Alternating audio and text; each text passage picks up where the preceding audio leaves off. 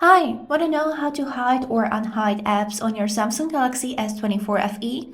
So, as a first step, open settings on your phone and then find a tab which is named home screen. Click on it and here scroll down until you'll find this tab named hide apps on home and app screen. Click on it and here you'll get a list with all of your applications where you would need to choose which applications you would like to hide. So for example, I'll click on the calculator and click done. After this, if we will go to our app screen and also home screen, you wouldn't be able to find this app even with the help of the search. As you can see, nothing here, but there is still a way how to open hidden app. For that, we would need to go to settings. Here we would need to find a tab which is named apps. Here is it. Click on it, click on this search icon and type in the application that you would like to open.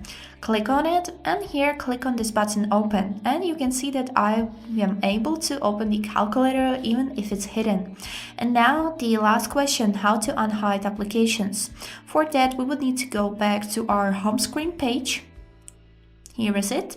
Click on it, go to the same tab, hide apps on home and app screen, and here simply click on this red minus on the app that you would like to unhide.